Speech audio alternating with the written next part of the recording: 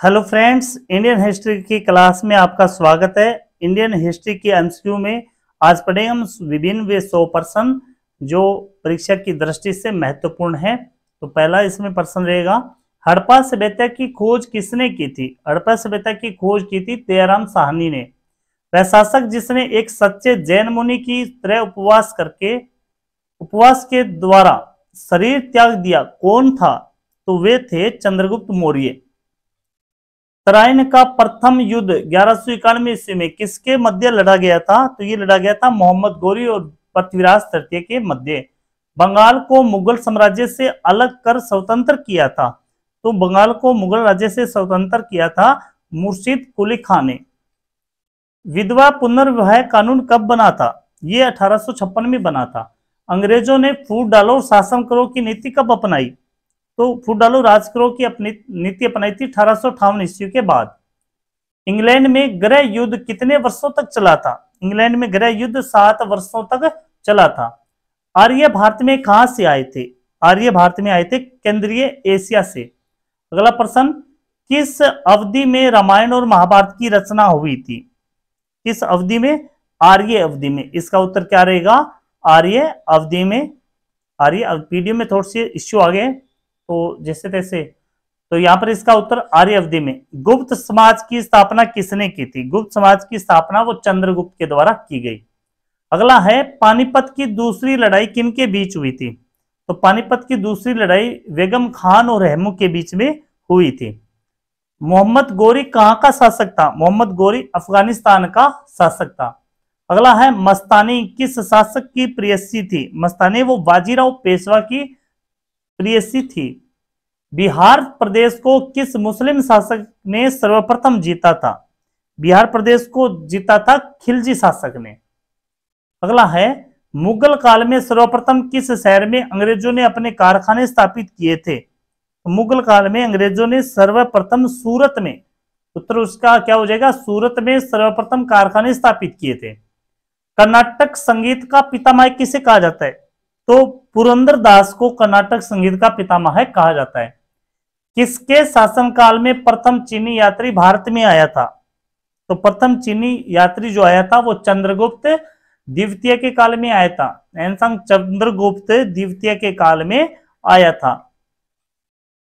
अगला है, निम्नलिखित मुगल शासकों में से किसे प्रिंस ऑफ बिल्डर्स के नाम से पुकारा जाता है? प्रिंस ऑफ बिल्डर्स के नाम से पुकारा जाता है तो शाहजहां को बताया जाता है प्रिंस ऑफ बिल्डर्स।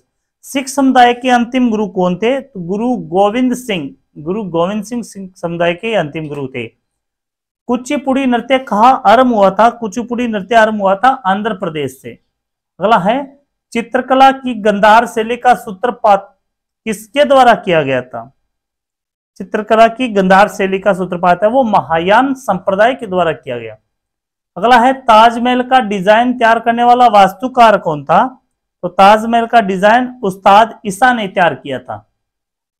अगला है, बौद्धों के विश्वास के अनुसार गौतम बुद्ध का अगला अवतार किसे माना जाता है?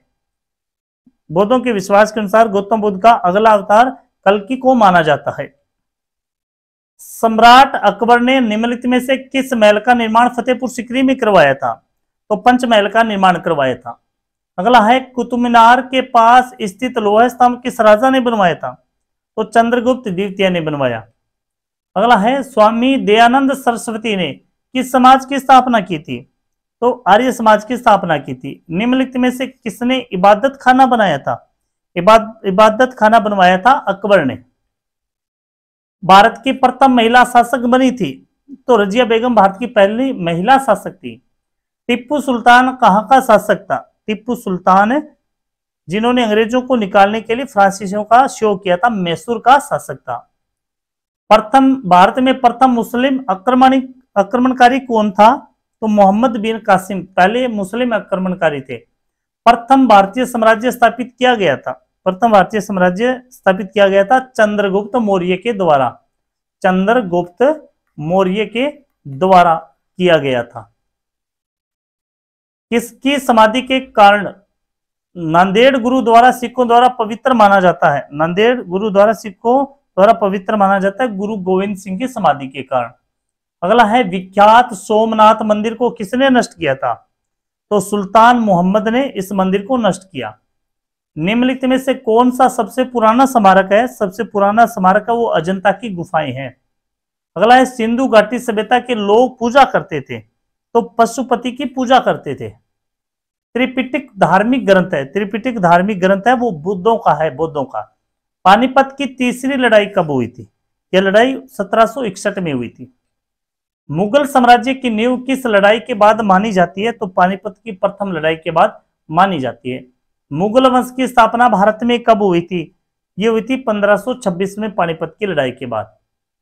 प्लासी का युद्ध कब लड़ा गया था? प्लासी का युद्ध 23 जून 1757 को, 23 जून 1757 को। बक्सर का युद्ध कब हुआ था? बक्सर का युद्ध 1763 ईस्वी को हुआ था। दिल्ली का लाल किला किसने बनवाया? दिल्ली का लाल किला वो शाहजहां के द्वारा बनवाया गया। शिवाजी के प्रशासन में पेशवा किसे कहा जाता था? पेशवा कहा जाता था मुख्यमंत्री को। भारत की प्रथम पूर्णतः रंगीन फिल्म कौन सी थी? प्रथम पूर्णतः रंगीन फिल्म थी झांसी की रानी। वियना सम्मेलन कब हुआ था? वियना सम्मेलन हुआ था 1815 ईस्वी में। किस देश को यूरोप का मरीज कहा जाता है? तुर्की देश को। जर्मनी का एकीकरण कब पूरा हुआ था? जर्मनी का एकीकरण 1871 ईस्वी में पूरा हुआ था। एक्ट ऑफ यूनियन किस वर्ष पारित हुआ?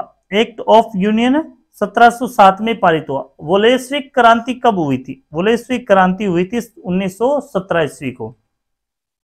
नई आर्थिक नीति का जन्मदाता कौन था? तो इनके जो जन्मदाता थे वो लेनिन थे। अप्रैल थीसिस किसने तैयार की थी? लेनिन ने तैयार की थी। लेनिन ने नई आर्थिक नीति की घोषणा कब की थी? तो 1921 में। लाल सेना का गठन किसने किया? बहुत ही महत्वपूर्ण प्रश्न है। लाल सेना का गठन किया था ट्रास्की ने। भारत में अंग्रेजी शिक्षा की शुरुआत किसने की थी? अंग्रेजी शिक्षा की शुरुआत करने वाले थे मैकोले। राजा राम मोहन राय को सरोकार नहीं था, राजा राम मोहन राय को सरोकार नहीं था संस्कृत की शिक्षा में। जलियांवाला बाग हत्याकांड के लिए कौन सा जनरल उत्तरदायी था? तो जनरल डायर इनसे उत्तरदायी थे। प्रथम मैसूर युद्ध किनके बीच लड़ा गया? प्रथम मैसूर युद्ध है वो ब्रिटिश और हैदर अली के बीच में लड़ा गया। सती प्रथा पर प्रतिबंध किसने लगाया था? प्रतिबंध लगाया था लॉर्ड विलियम बेंटिंग ने। किस वर्ष में म्यांमार भारतवर्ष से अलग हुआ था? म्यांमार जो पड़ोसी देश है भारत का 1937 में अलग हो गया था। ब्रिटिश सरकार ने बंगाली विभाजन को प्रतिशत किस वर्ष किया था? तो ये किया गया था 1919 में। जलियांवाला बाग की दुर्घटना किस सन में हुई थी? ये 13 अप्रैल 1919 को हुई थी। 13 अप्रैल 1919 को। 1911 तक बिहार निम्नलिखित में से किसके अंतर्गत था? बिहार था वो बंगाल महाप्रांत के अंतर्गत आता था। अगला है अलीगढ़ मुस्लिम विश्वविद्यालय के संस्थापक कौन थे? अलीगढ़ मुस्लिम विश्वविद्यालय के संस्थापक सर सैयद अहमद।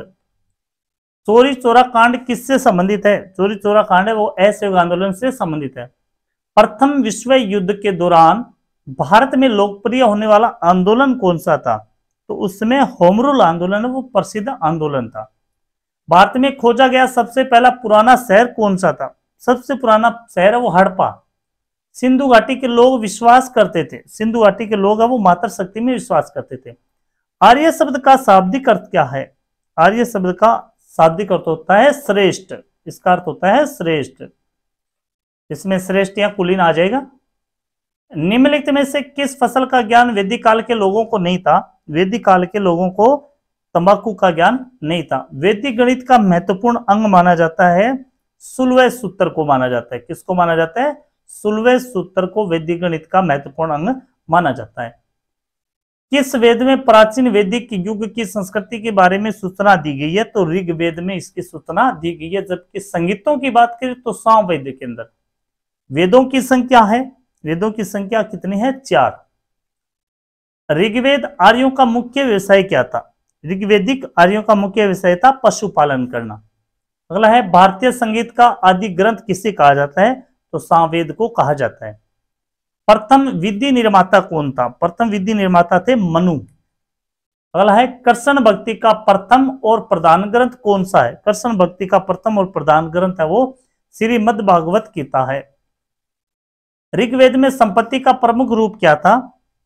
तो गोधन इसका प्रमुख संपत्ति का रूप था। पुराणों की संख्या कितनी है? पुराणों की संख्या है वो 18 है। वैदिक धर्म का मुख्य लक्षण इनमें से किसकी उपासना था? तो वे प्रकृति की उपासना करते थे। किस देवता के लिए ऋग्वेद में पुरंदर शब्द का प्रयोग हुआ है? पुरंदर शब्द का प्रयोग है वो भगवान इंद्र के लिए किया गया। 16वें सूत्र किस विषय से संबंधित पुस्तक है? ये ज्यामितीय से संबंधित पुस्तक है। अगला है अस्तोमा सदगम्य कहां से लिया गया? अस्तोमा सदगम्य ये ऋग्वेद से लिया गया। धर्मशास्त्रों में भू राजस्व की दर क्या थी? भू राजस्व की दर थी 1/6%। प्राचीन भारत में निस्सक नाम से क्या जाने जाते थे? निस्सक नाम से जाने जाते थे श्रवण आभूषणों को निस्सक कहा जाता था।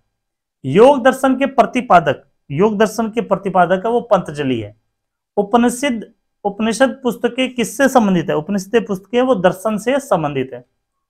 आरंभिक वैदिक साहित्य में सर्वाधिक वर्णित नदी है। आरंभिक वैदिक साहित्य में सर्वाधिक वर्णित नदी है वो सिंधु नदी है। कर्म का सिद्धांत किससे संबंधित है? कर्म का सिद्धांत किससे संबंधित है? मीमांसा से संबंधित है। वैदिक युग में प्रभावित लोकप्रिय शासन प्रणाली थी। तो वैदिक युग में सबसे लोकप्रिय शासन प्रणाली थी वो गणतंत्र थी। सबसे प्राचीन वेद कौन सा है? सबसे प्राचीन वेद है वो ऋग्वेद है। कौन सा वेद अंशतः गद्य रूप में भी रचित है? तो यजुर्वेद। कौन सा ग्रंथ है जो गद्य रूप में भी रचित है? वो है यजुर्वेद। यजुर्वेद। निम्नलिखित में से कौन सी स्मृति सबसे प्राचीन है? तो मनुस्मृति है वो सबसे प्राचीन है। आदि काव्य की संज्ञा किसे दी जाती है? आदि काव्य की संज्ञा वो रामायण को दी जाती है। किसको दी जाती है आदि काव्य की संज्ञा? रामायण को। गायत्री मंत्र की रचना किसने की थी? गायत्री मंत्र जो ऋग्वेद से लिया गया, विश्वामित्र ने इसकी रचना की थी। हड़प्पावासी किस वस्तु के उत्पादन में सर्वप्रथम थे? हड़प्पावासी है वो कपास उत्पादन में सर्वप्रथम थे। सिंधु सभ्यता का कौन सा स्थान भारत में स्थित है? सिंधु सभ्यता का लोथल ये स्थान है वो भारत में स्थित है। पाली ग्रंथों में गांव के मुखिया को क्या कहा जाता था? पाली ग्रंथों में गांव के मुखिया को ग्राम भोजक कहा जाता था। नंदवंश का संस्थापक कौन था? नंदवंश का संस्थापक था महानंदनी। अगला है सिकंदर ने भारत पर आक्रमण कब किया था? तो आक्रमण किया था 326 ईस्वी पूर्व में। ईस्वी पूर्व में आक्रमण किया था। तो आज इंडिया हिस्ट्री में हमने 100 प्रश्न कवर किए। 100 प्रश्नों की एमसीक्यू हमने पढ़ी है और सीईटी के एग्जाम से पहले सभी महत्वपूर्ण प्रश्नों की सीरीज वो आपके सामने प्रस्तुत होगी और कोई भी प्रश्न हमारी सीरीज से बाहर नहीं जाएगा। आपको सीरीज अच्छी लगी है तो ज्यादा से ज्यादा लाइक व शेयर जरूर करें। जय हिंद, जय भारत।